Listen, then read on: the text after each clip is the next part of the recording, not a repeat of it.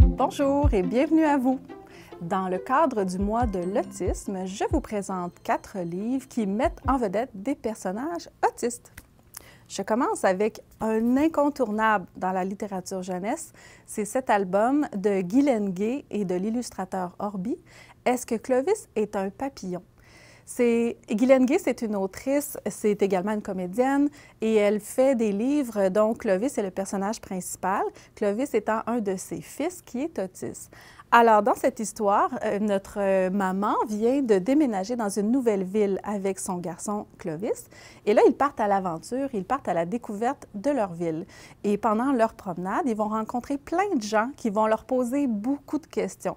Parce que Clovis, il bouge les bras sans cesse comme ça. Il bouge les mains, il bouge les bras, il bat des ailes. Et les gens demandent, est-ce qu'il a mal quelque part? Est-ce qu'il a des punaises dans les souliers? Est-ce qu'il est fâché? Est-ce qu'il est... Enfin, tout le monde a beaucoup de questions.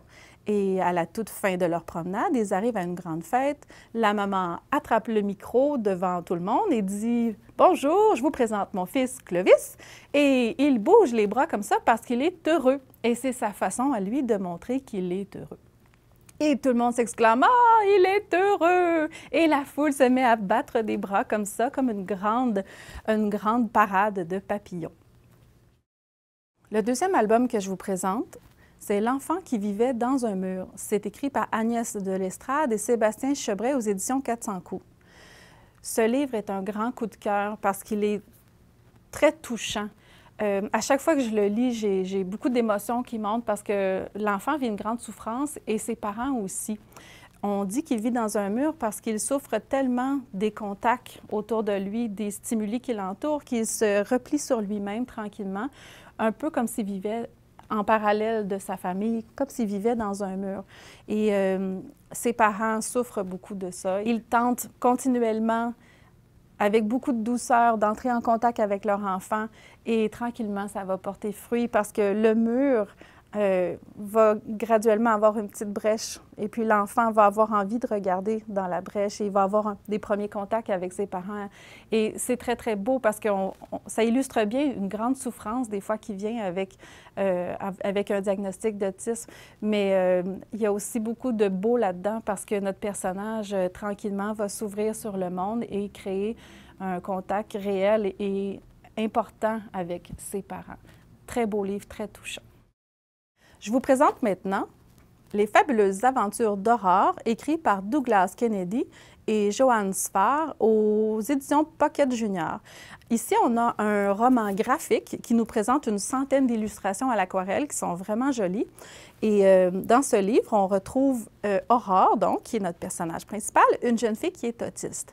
Aurore, elle est non-verbale, mais elle s'exprime, elle communique tout de même grâce à une tablette sur laquelle elle écrit très rapidement.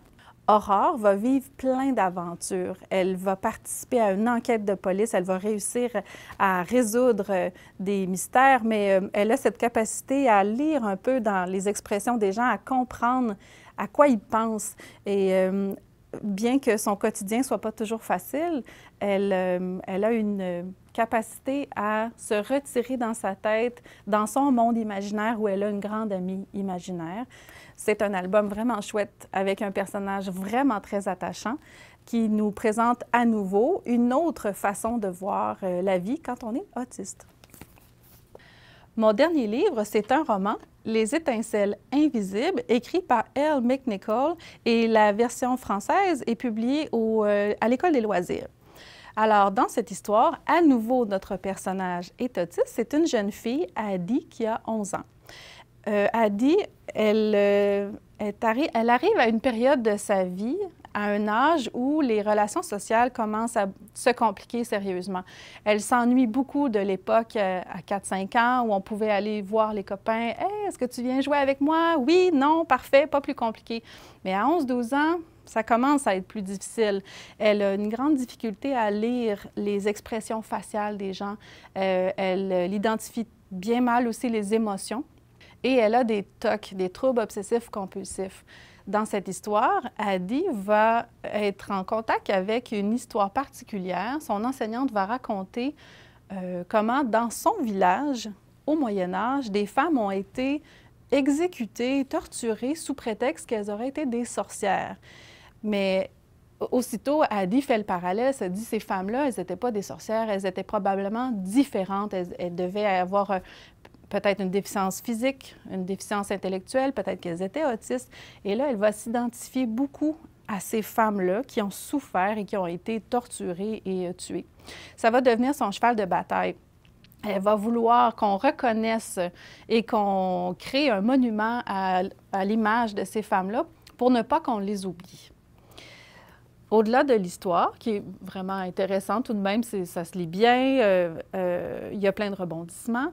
Ce qui est, selon moi, la force dans ce roman, c'est la façon dont on décrit les traits autistiques chez Addie, comment ça se manifeste. Par exemple, elle va se retrouver dans une pièce où elle doit parler devant beaucoup de gens. Déjà en partant, ça lui demande un effort, mais en plus que le commun des mortels ne voit pas, mais au-dessus de sa tête, il y a un néon qui clignote. Et pour Addie, ce stimuli visuel est tellement souffrant qu'elle décrit que c'est comme si on lui rentrait des aiguilles dans les yeux. Et c'est une douleur qui est réelle, qui est vraiment physique. Il y a beaucoup d'exemples comme ça dans le livre qui nous permettent vraiment de comprendre sa réalité. Je le recommande, je l'ai beaucoup aimé. C'est une super belle lecture. Merci beaucoup d'avoir été là et je vous rappelle que tous ces titres sont bien sûr disponibles dans les bibliothèques de la ville de Sherbrooke. Au revoir et bon mois de l'autisme!